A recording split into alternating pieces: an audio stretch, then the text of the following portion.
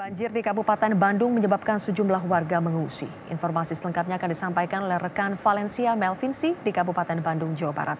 Valencia, di mana tempat pengungsian warga yang terdampak banjir? Hingga malam ini banjir yang terjadi di Dayakolot Kabupaten Bandung ini masih belum surut. Dan akhirnya warga yang rumahnya terdampak banjir ini harus mengungsi menuju ke beberapa tempat yang lebih aman yang berada di sekitar Dayakolot ini. Dan setidaknya ada 2 lokasi tempat pengungsian di mana korban banjir malam ini akan menginap ataupun bermalam. Dan yang pertama nanti akan ada pengungsian di Masjid Agung Dayakolot. Dan satu lagi pengungsian warga adalah Gedung Inkasa yang lokasinya juga tidak jauh dari Masjid Agung Dayakolot ini.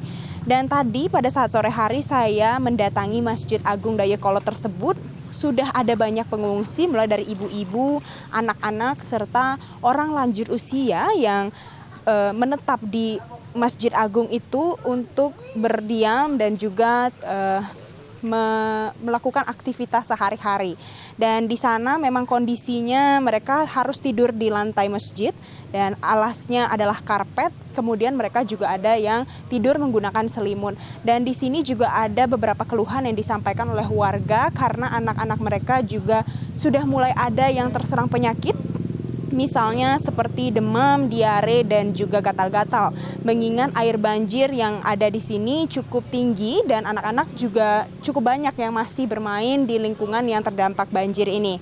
Dan selain itu warga juga mengungsi di Gedung Inkasa dan mereka juga memilih untuk langsung menuju ke Gedung Inkasa tersebut karena tidak bisa lagi masuk menuju ke rumah mereka.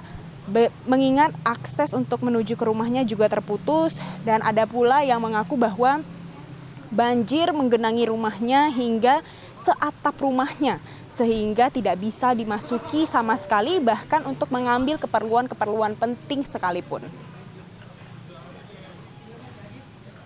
Zilvia. Valencia, apakah sudah ada bantuan logistik dan juga bantuan medis yang dikirimkan kepada para korban banjir? Ya Zilvia, bantuan logistik maupun bantuan medis merupakan bantuan yang paling krusial yang sangat dibutuhkan oleh para pengungsi ini. Mengingat kondisi yang saat ini sudah mulai memarah karena banyak yang sakit dan juga masih banyak bayi-bayi yang juga terlibat sebagai korban banjir ini. Hingga saat ini memang bantuan sudah diterima oleh beberapa warga yang terdampak banjir ini. Namun untuk distribusinya sendiri belum banyak dilakukan atau belum sepenuhnya dilakukan. Tadi sore saya juga melihat ada bagian dari TNI yang datang ke sini untuk membawa beberapa bantuan yang kemudian disalurkan, namun ada beberapa warga yang mengaku bahwa mereka juga belum menerima bantuan.